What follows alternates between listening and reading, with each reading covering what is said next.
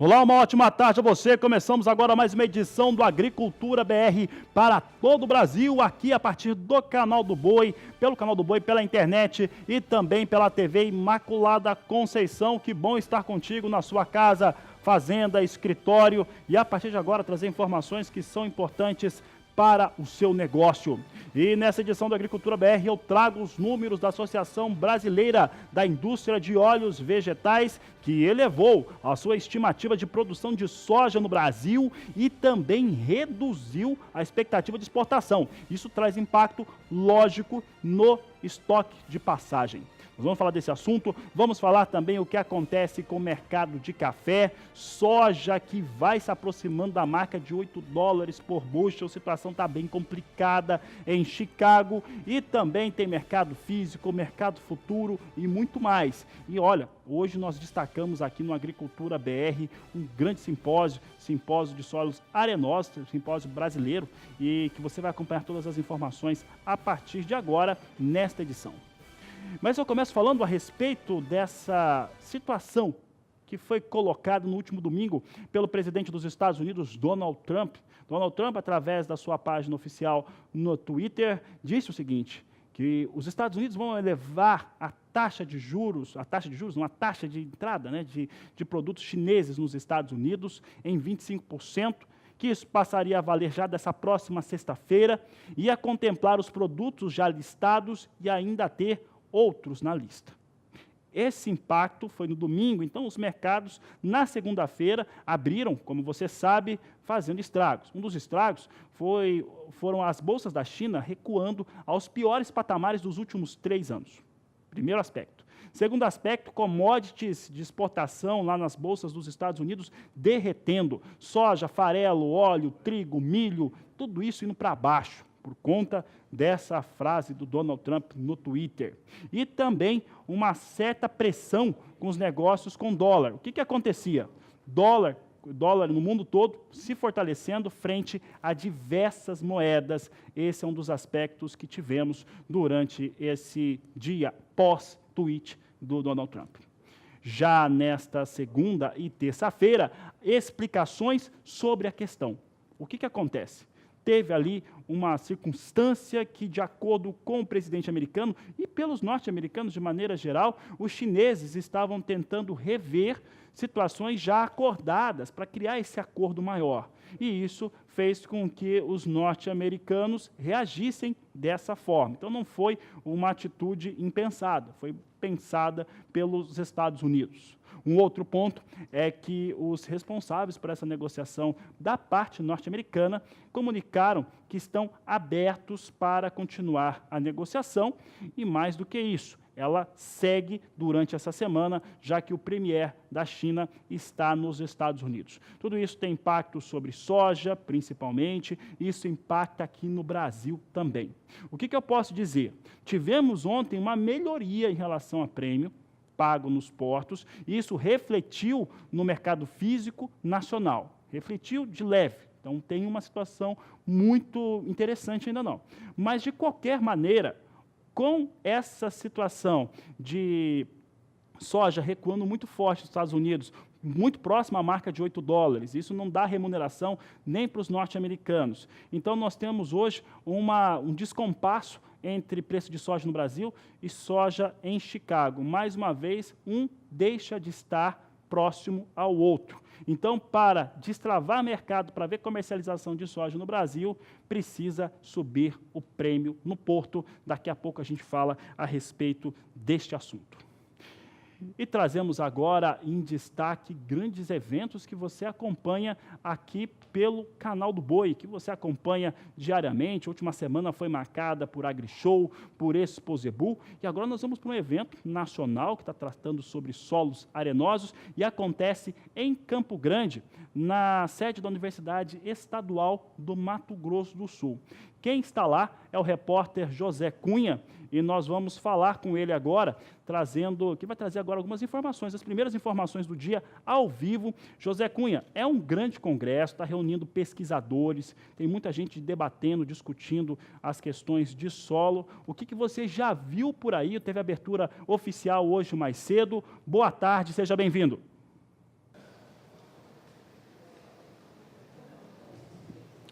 Olá, Fabiano, boa tarde para você, boa tarde a todos que acompanham o Agricultura BR.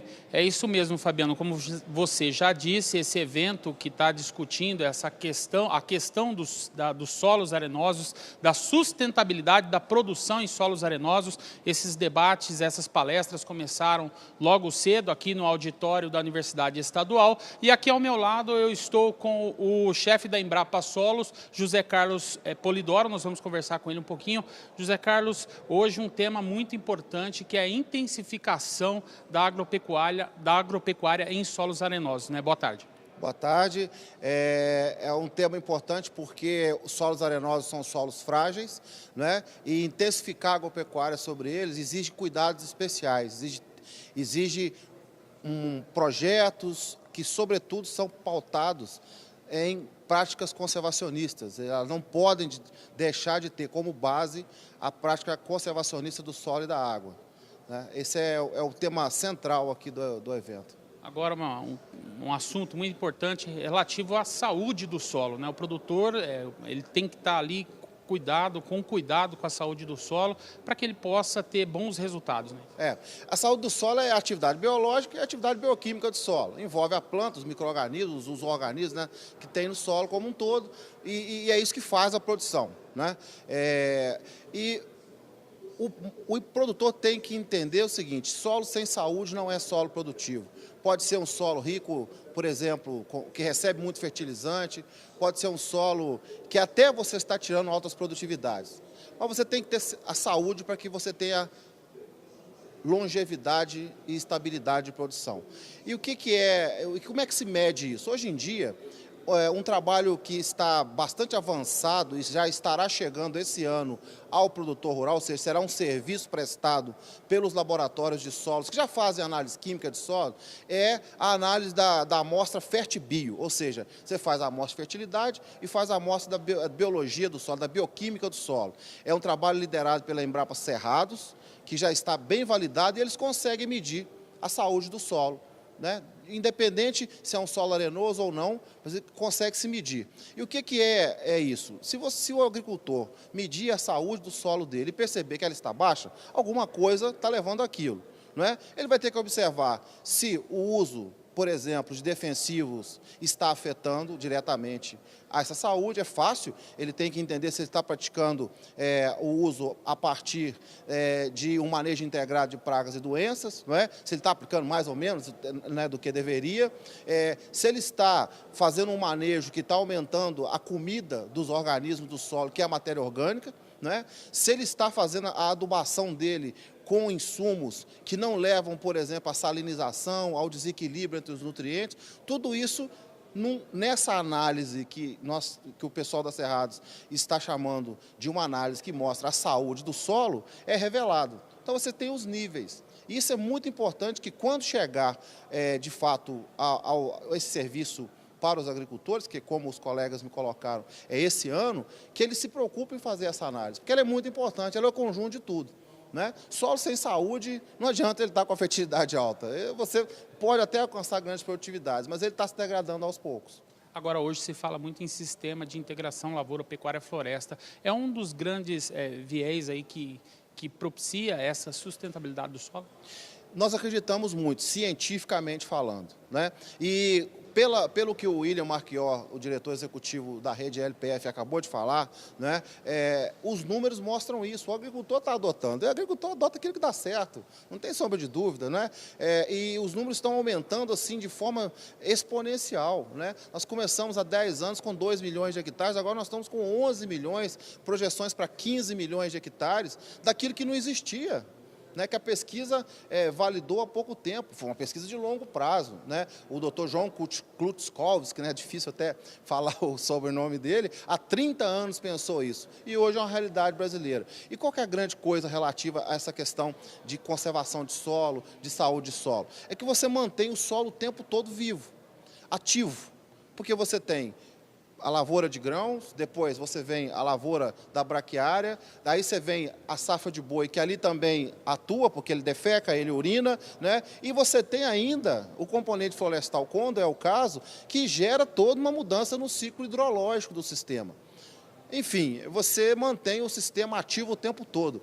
E apesar de que anteriormente se pensava assim, bom, quanto mais eu uso, mais eu intensifico o uso dos recursos naturais, a visão ambiental era muito isso, mais eu tendo a degradar. Não, de maneira alguma, desde que você adote práticas que são adequadas para aquele ambiente. Eu faço a ligação com o zoneamento agroecológico que nossa equipe lidera aqui no estado hoje, através do pesquisador Silvio Bering, que ele é baixinho, mas ele é o cara mais persistente que eu conheço, que é um trabalho que tem sido feito no estado para poder mostrar que nós podemos zonear isso e mostrar para o agricultor, olha, esse lugar aqui, tome mais cuidado com ele, porque ele é mais frágil. Então, o tipo de manejo, essa zona de manejo, tem que ser dessa forma, em outro, de outra forma. É simples assim. Agora, uma coisa muito importante ali na sua fala mesmo, que você disse a questão da necessidade e a importância do zoneamento agroecológico, né? Olha só, todos os estados da federação, por lei, eles devem ter seu zoneamento agroecológico. Eles têm que ter o ecológico econômico e o agroecológico. E o zoneamento agroecológico, por mais que seja por lei uma obrigação, os estados têm que entender, e isso é o governo do estado que tem que entender, né, que é uma ferramenta, um instrumento que ele como governo, utilizar para fazer sua política de expansão da agropecuária de forma ordenada. Nós estamos falando aqui, né, de solos arenosos. Como é que está sendo, a expansão está adequada? É isso mesmo? É esse o uso? Né? Ele pode certamente dizer, não, as minhas áreas de preservação ambiental são as áreas adequadas para ser preservadas. Não é porque alguém definiu por lei só, não. É porque a aptidão daquela área é para preservação, porque ela é produtora de água, por exemplo. Né? Nós temos aí a questão do Pantanal aqui no estado, né, que é crítica. O zoneamento é um definidor de até onde pode ir tal atividade, sem uma prejudicar a outra. Não é? Então, como eu disse, só 3 estados têm zoneamentos registrados, o 4º estado é o Mato Grosso do Sul, das 27 unidades da federação. E, além do mais, o zoneamento agroecológico, quando pronto, é uma entrega que se faz aos prefeitos, aos secretários de agricultura e ao produtor. E aí o que ele pode fazer? Ele pode detalhar e fazer diversas interpretações daquilo que se tem ali, que é a informação de solo detalhada, a informação dos dados climáticos detalhada, de todos os componentes ali do ambiente. E aí ele pode, por exemplo, no futuro, nós temos certeza que isso vai acontecer, ele pode estimar o risco da produção dele. E já existe uma contrapartida do governo federal para esses? O governo estadual fez um acordo conosco de cooperação técnica e financeira em 2017, né, 16 para 17. Nós estamos trabalhando com recursos ainda mínimos para poder não deixar o trabalho parado, uma parte da Embrapa, outra parte aqui do governo do estado, financeiro e não financeiro, mas agora teve a sinalização objetiva da atual ministra da Agricultura, a partir de uma solicitação de apoio do atual governador, né, doutora Zambuja, que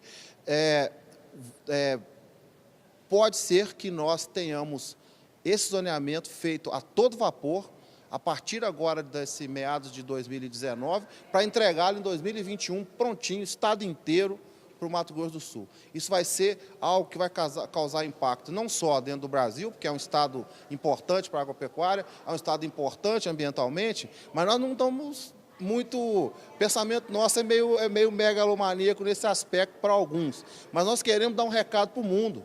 Porque, como eu disse, é fácil as pessoas se reunirem lá na FAO e falar, o Brasil faz a agricultura dele com trabalho escravo, com desmatamento, com degradação, tem 12% da água do mundo e está lá, ó, sem responsabilidade nenhuma. Pura mentira, porque os dados são contrários. Nós temos um problema, mas quem disse que Estados Unidos não teve, tá certo? Quem disse que outros países também não têm? Agora, nós temos que ter dados, nós temos que ter estratégia, nós temos que ter política. E é por isso que, junto de tudo isso, nós criamos o PRONASSOLOS, o Programa Nacional de Solos do Brasil.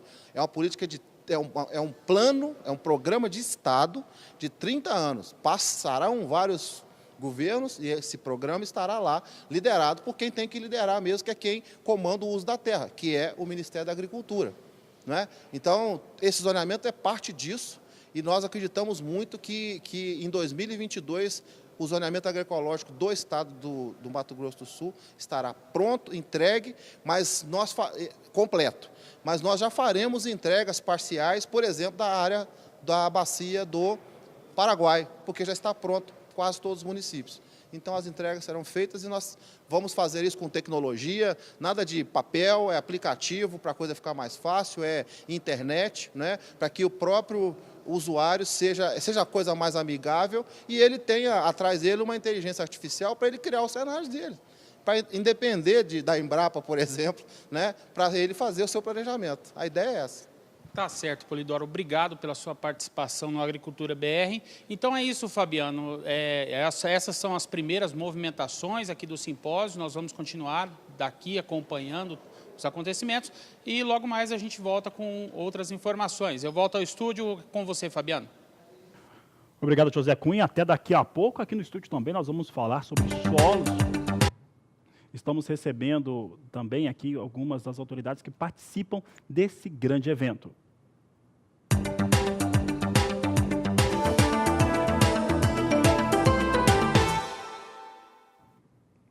E na tarde desta última segunda-feira, a Biov, a Associação Brasileira da Indústria de Óleos Vegetais, trouxe números novos na sua percepção de safra, de embarques de soja e também de estoques brasileiros. E olha, a Biov trouxe uma elevação para a sua estimativa. Agora, ela aguarda uma produção já na casa de 117 milhões de toneladas, enquanto que a expectativa de exportação realizada pelas tradings que operam no Brasil recua para 68 milhões e 500 mil toneladas. Ora, situação como essa cria direto o impacto de estoques maiores de soja dentro da passagem de uma campanha para outra. Vamos ver os números, então, da Biov, que foram expressos nesta última segunda-feira. Olha só, produção estimada agora pela Biov em 117 milhões e 600 mil toneladas. Essa expectativa é mais alta do que aquela que vinha sendo trabalhada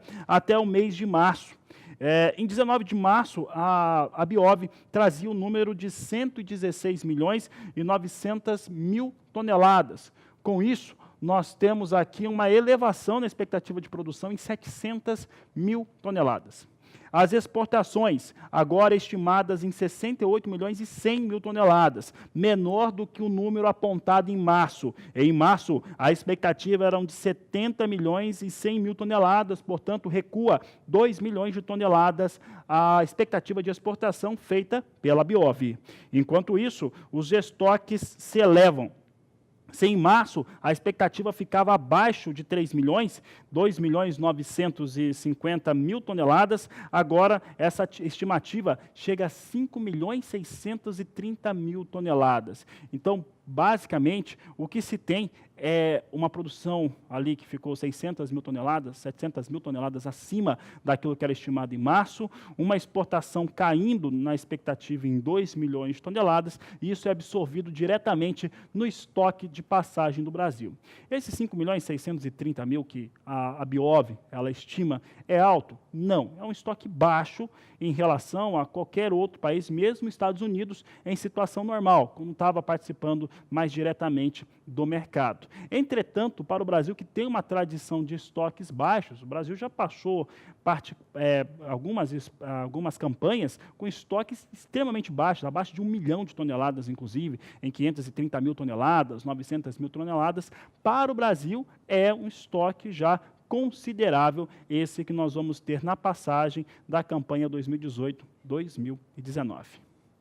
E tudo isso que nós estamos trazendo desde o começo do programa, principalmente em relação ao tweet que o Donald Trump soltou no domingo, o que mexeu com o mercado, o Chicago reduzindo muito os valores, e Chicago que vinha já andando para baixo, né, vinha descendo as posições negociadas por lá, isso impacta diretamente nos negócios aqui no Brasil. Por quê? Por enquanto, se tem ainda uma situação de prêmio pago no porto, nos portos brasileiros que têm embarque de soja, muito baixos. Ontem até houve uma melhora. Entretanto, continua muito baixo. Como soja em Chicago é um dos referenciais que formam, junto com o dólar, o preço da soja no Brasil, o mercado vem bastante travado, a comercialização é extremamente lenta, e é o que você vai ver agora na reportagem de Annelise Nicolodi. No Brasil, os negócios novos são praticamente inexistentes nesse momento. Quem comercializa soja são somente aqueles produtores que precisam de caixa para sanar dívidas. Do contrário, a maior parte segura o que ainda não foi vendido para esperar por preços melhores nos próximos meses. A gente sempre quer reclamar do preço de silo cheio, mas o nosso grão hoje ele tem um preço mundial, ele é uma commodity e que tem lei de oferta e demanda. Então a gente sempre vai ficar na mão do nosso amigo americano, dependendo da intenção de plantio dele, o nosso preço acaba caindo porque a oferta mundial ela é maior. O Rio Grande do Sul é um dos estados onde a comercialização de soja está mais atrasada. Apenas 25% da safra desse ano foi vendida até agora. Apesar da safra ter sido muito boa em termos de produção, a comercialização está muito atrasada. É o estado que está com a comercialização mais lenta e mais atrasada de todo o país, né? Como ainda tem muita soja para ser vendida, essas sinalizações do mercado em relação principalmente à questão de demanda, deprimindo preços, deprimindo os prêmios aqui no Brasil também, preocupam bastante. A expectativa é de uma reação nos preços e que os prêmios nos portos subam o suficiente para convencer o produtor a voltar às vendas. Mas, por enquanto, a decisão é aguardar. Mas eu acho que a agricultura é muito dinâmica, a gente tem que acabar tendo uma boa estrutura de armazenagem e tendo essa expectativa de poder, no segundo semestre, buscar um preço melhor do que o preço de boca de safra, que geralmente acaba baixando bastante. O que se espera é uma escassez de oferta no mercado brasileiro depois do primeiro semestre, quando as exportações deverão puxar altos volumes da oferta brasileira, deixando o mercado interno mais enxuto e, consequentemente, mais disputado. Expectativa é essa mesmo, pontuação do André Pessoa, do AgroConsult. Um grande abraço ao pessoal do AgroConsult, que também sempre traz informações aqui no Agricultura BR. Hoje, nesta terça-feira, temos uma sinalização. Olha, faz muito tempo que eu não falo isso, mas soja em Chicago vinha em alta.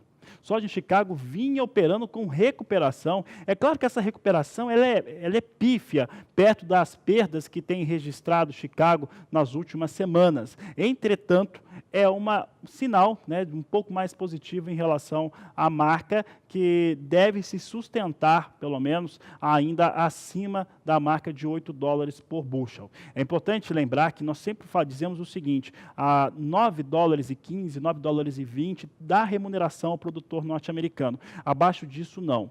E qualquer sinalização com esses valores mais baixos, eles trazem um impacto muito ruim no fechamento aqui, na formação de preço de soja no Brasil. Nós tínhamos soja há pouco, né, com essa situação aqui, olha como vem soja ao vivo. A posição de maio vem a $8,21, mais 6 por bushel, sobe mais de 4 cents. Entretanto, essa posição de maio tem poucos contratos negociados. A posição que tem maior liquidez é a de julho, $8,33 o bushel, vai subindo 2 cents de dólar. Agosto, $8,39 o bushel. Setembro, $8,43 mais 6 por bushel, sobe menos de 2 cents, 1,4. Olha, essa é uma das circunstâncias que nós temos hoje na formação de soja no Brasil, preço de soja. Entretanto, nós estamos apostando que o mercado vai ficar desatrelado. Mercado brasileiro com soja em Chicago. Vai ter que determinar mesmo alguma coisa paga mais nos portos do Brasil. E, claro, o dólar também. O dólar hoje, inclusive, chegou a ter um registro de negócios acima de R$4. Acima de R$4 mostra um mercado muito nervoso, isso representa impactos também na Bolsa de Valores de São Paulo, mas, de certo modo, acaba trazendo algum benefício para quem trabalha com produto de exportação e que está travando negócios, como é o caso de soja. Vamos ver como é que vem o dólar agora. Nós temos dólar comercial vindo em alta, a alta é de 0,67% a R$3,98. Neste momento, o dólar, portanto, sobe. Está todo mundo de olho nessa conversa entre China e Estados Unidos. Mais uma vez, o mundo, principalmente na parte da economia, fica de olho nisso. Dólar não sobe só no Brasil, dólar sobe no mundo todo, quando temos, como eu já disse, uma situação como essa, de crise ou de uma expectativa de crise, e é bom lembrar que a situação da Europa não é nada fácil no momento, os números europeus são ruins, e isso pode mostrar algum tipo de recessão por lá, e isso impactar no resto do mundo. Neste momento, muita gente foge aí de risco e o dólar vai dando sustentação a diversos negócios. E Campo Grande é sede da terceira edição do Simpósio Brasileiro de Solos Arenosos, que reúne pesquisadores e interessados em discutir o assunto. Já na abertura desta edição, você tinha informações ao vivo da Universidade Estadual do Mato Grosso do Sul em Campo Grande, campus de Campo Grande, no qual o repórter José Cunha trazia informações ao vivo. Eu vou receber agora, estou recebendo neste momento, o pesquisador da Embrapa Solos, Guilherme Donagema, ele também que é coordenador desse terceiro simpósio. Um prazer recebê-lo aqui, doutor Guilherme, para falar desse grande evento que nós estamos recebendo em Campo Grande. Vai seguir até sexta-feira. Quais são as abordagens aos solos arenosos? Solo arenoso, ele hoje é visto como um problema ou ele pode ser visto também como uma oportunidade para abrirmos a nossa conversa? Boa tarde, seja bem-vindo. Boa tarde, muito boa pergunta. Os solos arenosos, eles são solos frágeis e no passado eles eram considerados inaptos ou com aptidão restrita para culturas. E, evidentemente, que por falta de manejo adequado se tinha problemas sérios de erosão e com degradação ambiental. Mas, com o passar da pesquisa, do trabalho dos técnicos, das cooperativas, hoje nós temos sistemas de manejo sustentáveis. Nós temos a integração lavoura-pecuária floresta, que tem sido uma oportunidade de se usar esses solos com produtividades elevadas e com a preservação do meio ambiente. E isso é muito importante para o nosso país, porque não só o Mato Grosso do Sul tem extensas áreas de solos arenosos, mas nós temos solos arenosos do sul até o norte do país, passando por a região chamada do Mato Piba, Mato Grosso. Então, tem uma importância muito grande, não só para a produção de alimentos, de carne, de grãos, de fibras, mas também para preservar o ambiente, a água dessas regiões. Quando o senhor fala preservar água, né, o senhor está dizendo também assim, de você ter uma cobertura de solo também, passa a ter essa situação. Exatamente, é muito importante as práticas conservacionistas de solo. E o que essa intensificação sustentável faz? Você mantém o solo ao longo do ano coberto, seja com a pastagem, seja com a cultura, e não só coberto com a parte viva, mas também ao longo do tempo com palhada, e depois esse material se transformando em matéria orgânica. E o mais importante, a presença de raízes, principalmente a raiz das gramíneas, por exemplo, as braquiárias, fazem um trabalho maravilhoso no solo, melhorando a sua qualidade e fazendo com que, ao longo do tempo, a gente possa produzir em áreas que, às vezes, têm 10% de argila, 8% de argila, que são áreas bem arenosas. Esses solos, com as técnicas que estão sendo aplicadas, como o senhor disse agora, com a integração lavoura-pecuária, você tem mais elementos orgânicos que ficam no solo e isso compensa, por exemplo, essa baixa quantidade de argila? Esses solos, eles são solos pobres em nutrientes. Em geral, muitas vezes, eles acabam tendo também um fator que é muito importante, uma baixa retenção de água, alguns deles. E aí, quando você começa a manejá-la adequadamente, principalmente quando nós estamos falando da presença das gramíneas, com o trabalho das raízes, você aumenta a matéria orgânica do solo, você potencializa a atividade biológica dos micro-organismos do solo e tudo isso você faz com esse solo ficar mais saudável, mais produtivo. Ele vai ter uma qualidade muito melhor e vai permitir você usá-lo por mais tempo. É quase que uma condição sine qua non. Se não fizermos isso, nós vamos degradar esse solo. Nós precisamos aumentar a matéria orgânica, usar essas gramíneas dentro do sistema para nós melhorarmos a qualidade desse solo e garantirmos a sustentabilidade da produção e da renda do produtor. Hoje, eu e alguns colegas, né, que moram na via de acesso para a Universidade Estadual. Vimos algumas pessoas indo até em direção, né, gente que participa da Secretaria de Agricultura do Estado do Paraná. Isso. Então, assim, é um assunto de interesse nacional. Hoje, a pesquisa e os debates que nós estamos tendo lá, as apresentações, as palestras que estão sendo conduzidas pelos pesquisadores, pelos interessados, estão mostrando que caminho, para onde que a pesquisa hoje, em solos arenosos, tem apontado, doutor Guilherme? Para onde ela tem apontado? Nós precisamos melhorar as variedades, seja das pastagens, seja das culturas, das sojas, para trabalhar essa integração desse manejo, que momento que eu faço a dessecação da pastagem em cada região, qual é a variedade adequada que eu uso para aquele solo, para que eu possa atingir as produtividades, variedades às vezes que vão resistir mais a déficit hídrico, ou eu vou usar a irrigação. Então, está apontando em algumas áreas para o uso da irrigação, em outras áreas, qual é a melhor planta de cobertura, qual é a melhor gramínea para cada região, porque isso muitas vezes vai ser específico. Nós temos extremos. Em Campo Verde, por exemplo, no Mato Grosso, chove 1.800 milímetros, transição Cerrado-Amazônia. Lá se produz em um solo com 8% de argila 70 sacas de soja. E já uma região Chapada do Gaúcho, em Minas, 900 milímetros, se produz 50 sacas.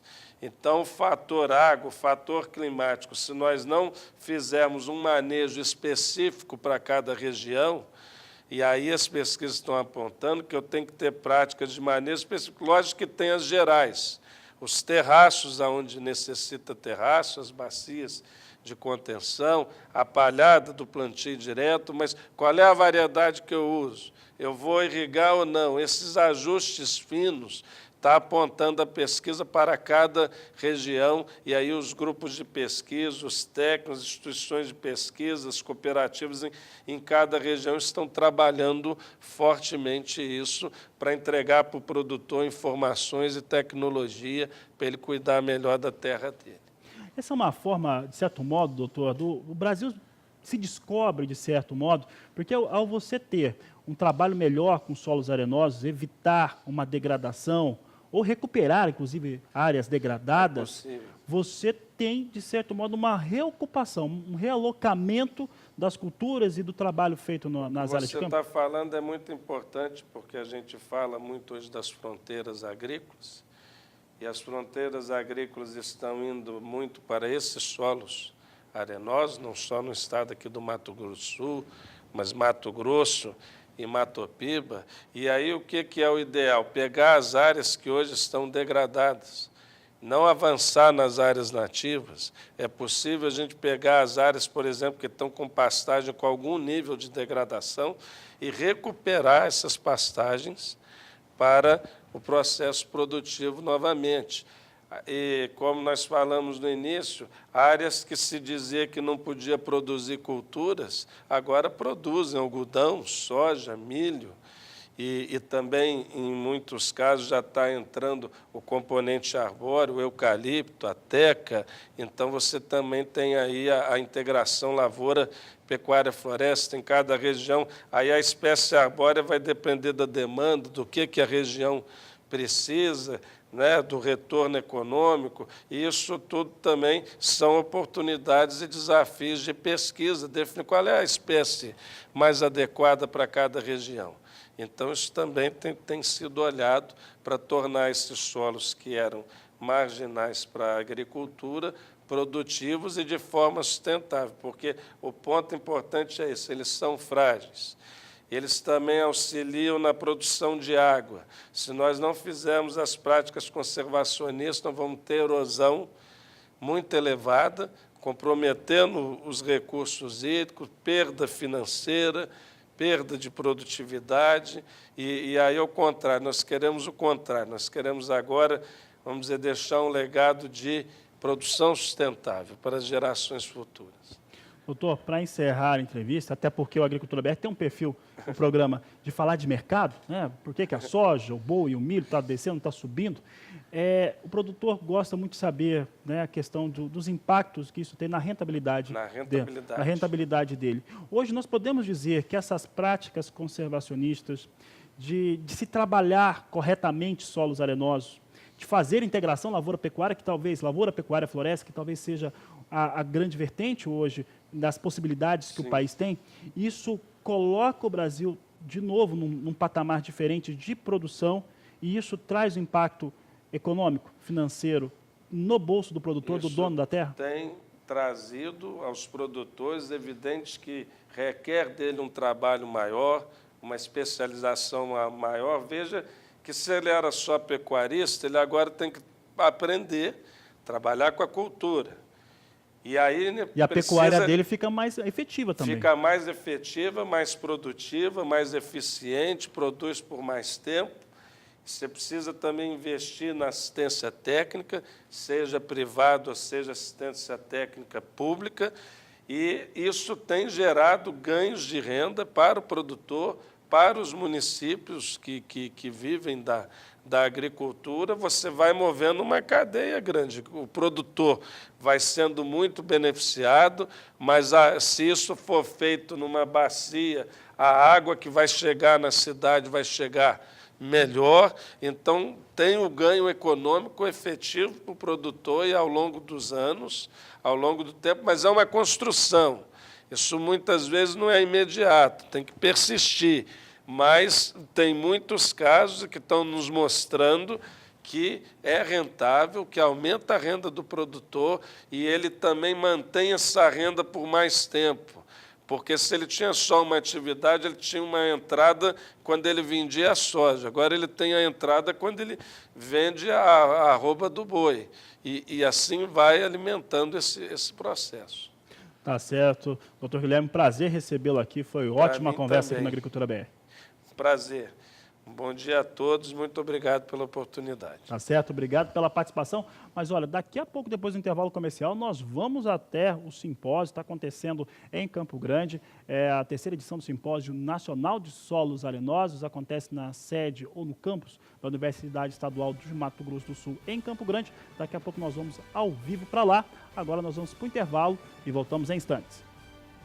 Agricultura BR de volta, estamos com um grande evento na capital do Mato Grosso do Sul, em Campo Grande, no campus da Universidade Estadual do Estado. Há pouco eu recebi aqui o coordenador da terceira edição do Simpósio Nacional de Solos Arenosos. É um evento que discute futuro, de certo modo, né? Que é a maneira de se conservar, de se utilizar melhor solo arenoso, recuperar áreas degradadas. Os resultados é maior rentabilidade na sua produção, seja agrícola ou seja pecuária. É por isso que nós vamos para lá agora, até a sede da UEMS em Campo Grande, onde José Cunha está lá ao vivo e nos traz mais um entrevistado. É com você, José Cunha.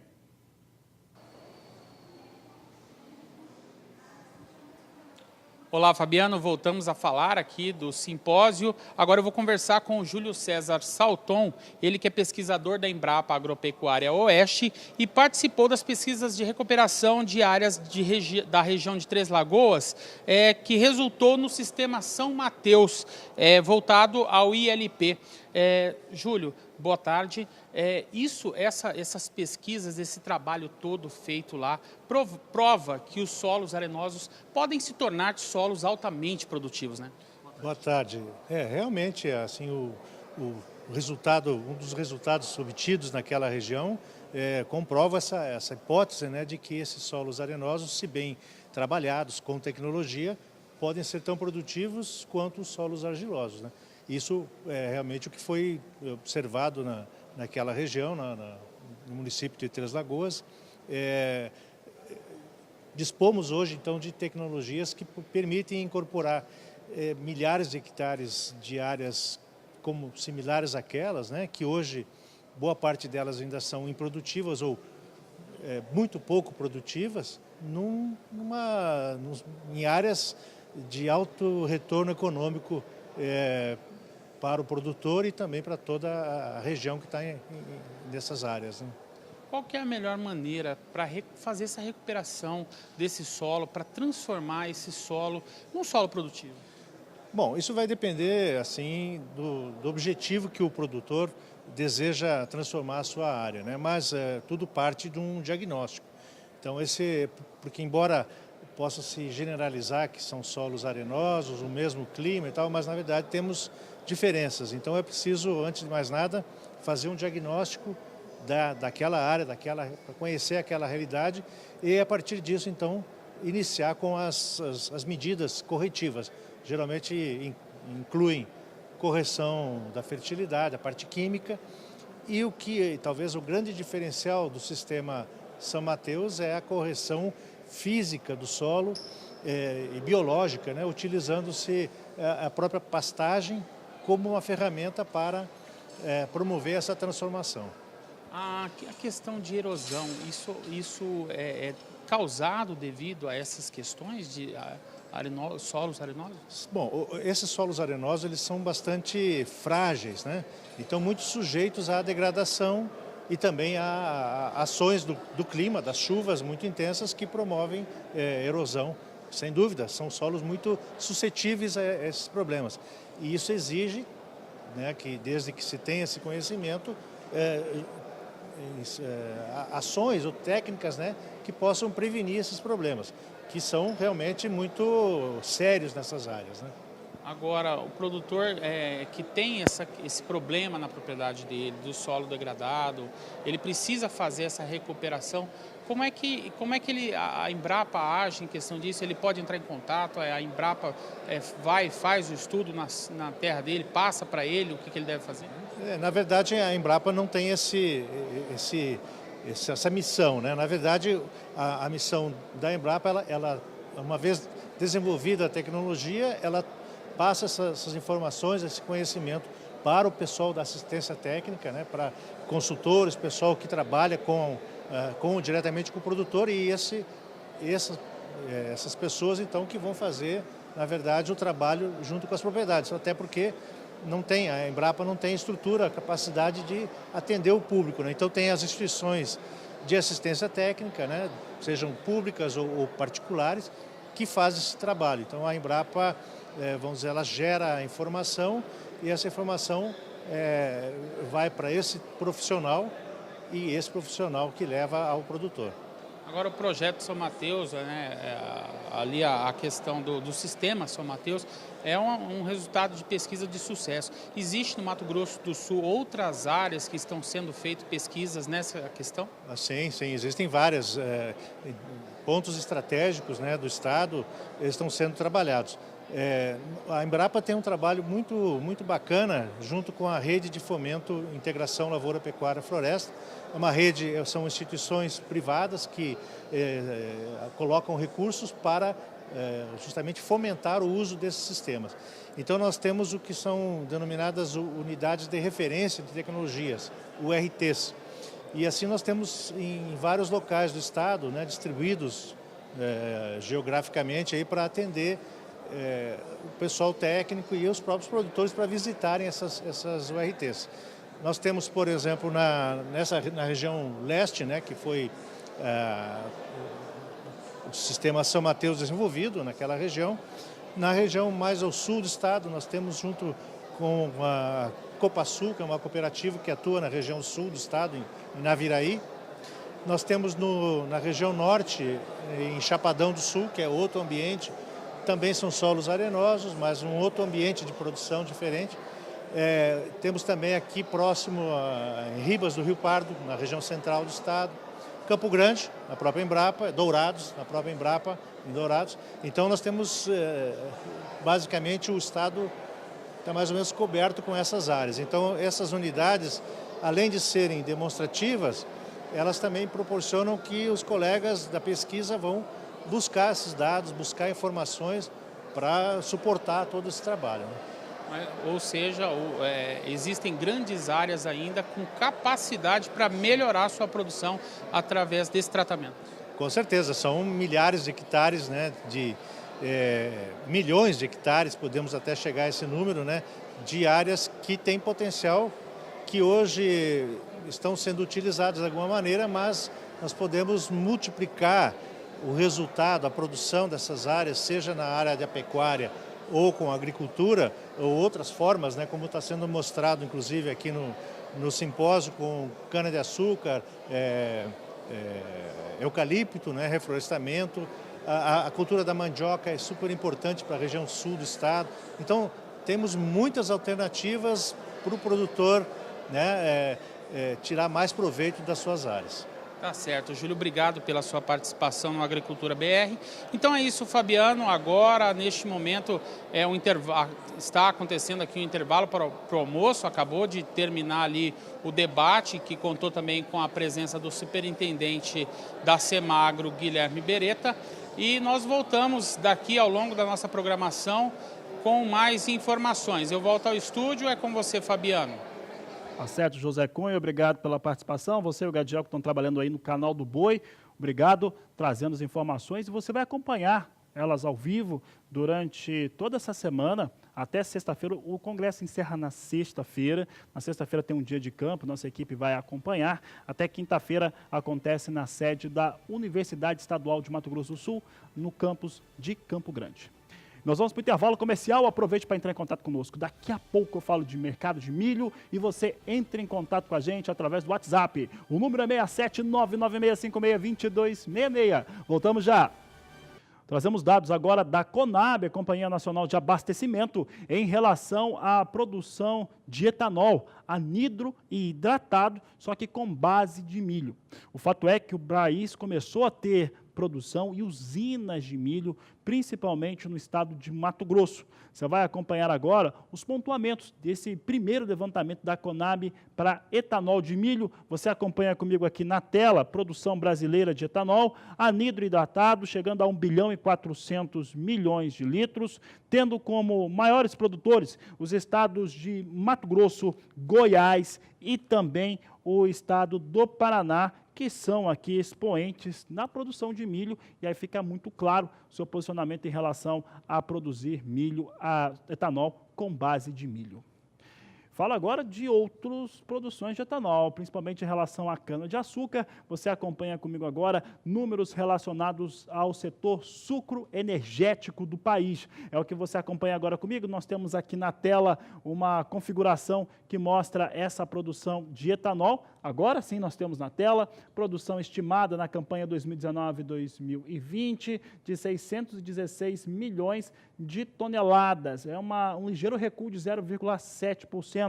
A área ocupada com a cana-de-açúcar, de acordo com a Conab, aqui nós trazendo os números relacionados a etanol, chega a 8.380.000 hectares. Esta é a situação que nós temos na estimativa da produção brasileira de cana. Vamos saber agora como que a Conab tem apontado para a safra 18-19 a produção de açúcar e também de etanol. O que eu posso trazer para vocês é o seguinte, já de cara. Se a safra brasileira, essa que passou agora, 18-19, foi alcooleira, a próxima também será. Mas está com uma estimativa um pouco melhor para o açúcar, uma produção ligeiramente maior para o adoçante. É o que nós vamos ver aqui na tela, trazendo os destaques para a produção brasileira. Açúcar com estimativa de 31.800.000 toneladas, uma alta de 9,5%. Essa alta de 9,5% aqui, apesar de ser elevada, né, está se elevando bastante, ainda é baixo frente àquilo que o Brasil já chegou a produzir. Chegou a produzir 45, 50 milhões de toneladas de açúcar. Etanol com 30 bilhões e 300 milhões de litros, uma queda de 4,2% frente àquilo que se tinha de resultado na campanha 2018-2019. Lembrando que a produção brasileira na campanha 18-19 chega até 32 bilhões de litros, por isso que se tem ali uma queda com esses, por enquanto, estimados 30 bilhões e 300 milhões de litros de etanol anidro e hidratado.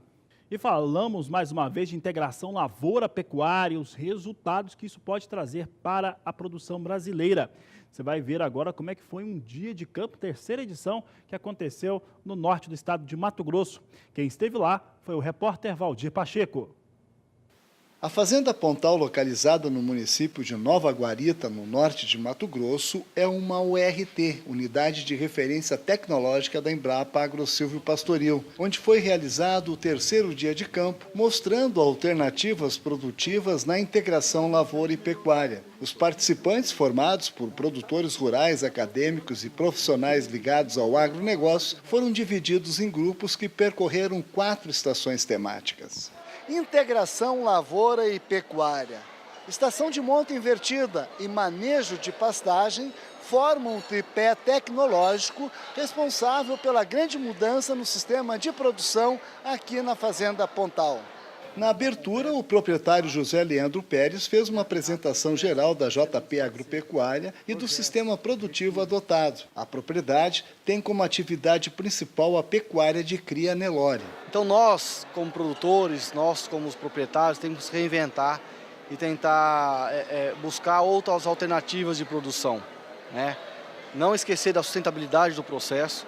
A gente é uma fazenda embasada em cria, né? A produção de bezerros, tentamos desmamar o mais pesado possível, tentamos segurar os 30% por 35% da cabeceira para a gente estar confinando. As fêmeas a gente busca um mercado de carne prime, vaca descarte, mercado de commodity, a soja commodity, mas sempre buscando um aumento de produtividade com o menor custo possível. É uma coisa inédita no Brasil, que é tentar levantar os números de uma fazenda de cria com essa monta invertida, na área de integração lavoura-pecuária e de cria. Então tudo é novo. Nós temos um projeto de 3 anos, onde vai ser consolidados esses números, esses dados. E vamos estar aí, vamos estar tentando fazer com que esse norte do estado busque essa alternativa de projeto. Uma das estações de palestras técnicas foram abordados métricas no pastejo. Nós costumamos chamar manejo de pastagem como gestão. E gestão é coisa do dia a dia. Então, pastagem aqui é mensurada todo dia. Todas as áreas de pastagem, a gente tem a lotação de todas as áreas de pastagem diariamente, mês a mês, para nós tomarmos decisão aonde os lotes do rebanho, o rebanho é dividido em lotes, como que eles vão rodar na fazenda conforme a capacidade de suporte. Nós temos áreas aqui que tem 30 arrobas produzidas por hectare e tem áreas de pastagem aqui com 2 arrobas produzidas por hectare até o momento nessa safra 18 e 19. A produção média é 14 arrobas por hectare até o momento, Então, com o processo de gestão implantado, e é uma coisa do dia a dia, você consegue, com as métricas que o processo de gestão implanta na fazenda, tomar decisões, e a gente apoia esse processo aqui, junto ao Zé Leandro, junto com a equipe de campo, que é a executora do negócio, para que as coisas se aconteçam aqui em termos de gestão de pastagem. Em outra estação, foi abordado a implantação e condução do consórcio com braquiárias. Então, nós começamos esse ano uma parceria muito forte com o Zé Pérez, Fazenda Pontal, a JP Agropecuária. Começamos o projeto Pontal, que na verdade são 5 consórcios diferentes de boi safrinha, ou seja, para produzir forragem em quantidade adequada e com qualidade adequada para a pecuária de safrinha. Especificamente aqui para o Zé, ele faz a pecuária de cria. Dentre esses consórcios, nós estamos trabalhando com o Sistema Gravataí, que foi o tema da minha apresentação, é o consórcio do Calpi com a braquiária, no caso aqui ele usou a Piatã, mas também temos nabo forrageiro com braquiária, crotalário croleuco com braquiária, trigo morisco com braquiária, além do mix sextuplo pontal, que é 6 materiais. Todos esses que eu falei, mais o Níger e mais o feijão Calpi. Então são 6 materiais sendo testados, num mix, num consórcio. De Nova Guarita, no norte de Mato Grosso, Valdir Pacheco. Projeto sensacional no estado do Mato Grosso. Parabéns a todos aí que estão participando dele. Por aqui nós falamos agora a respeito dessa grande viagem que a comitiva liderada por Tereza Cristina Corrêa da Costa, ministra da Agricultura, começou. Passa por diversos pontos na Ásia, Vietnã, Japão, Camboja, passa por outros lugares também, mas vai culminar na China. E aí as expectativas são muito grandes, é o que você confere agora na reportagem. O alvo do governo brasileiro é aumentar as exportações do agronegócio para esses países, que em 2018 somaram quase 41 bilhões de dólares, 40% do total das exportações brasileiras. A China é a opção número 1 para o fechamento de negócios, porque o país asiático enfrenta uma crise de peste suína africana. Todos nós sabemos que a China hoje vive um problema sério, né, com a peste suína africana. Então é uma boa oportunidade para o Brasil se colocar, já que nós temos grandes rebanhos de aves, suínos e bovinos, para substituir, né, esses mais de 20%, que é o que a imprensa tem dado, que a China já perdeu desse rebanho de suínos, que é o maior produtor e o maior consumidor do mundo.